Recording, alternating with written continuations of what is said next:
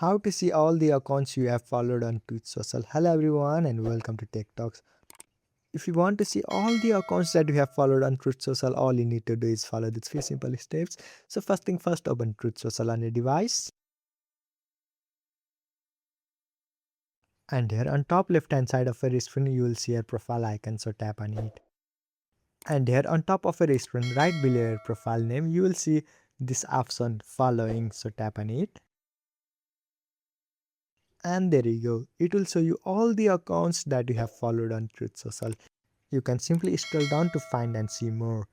And if you want to remove any of these accounts from your following list, simply tap on this unfollow account located on right hand side of each account name. So once you do that, it will be successfully removed from your following list. So this is how you can see and unfollow people on Truth Social. I hope you found this video helpful. Thank you for watching. Follow us for more helpful tutorials. Subscribe.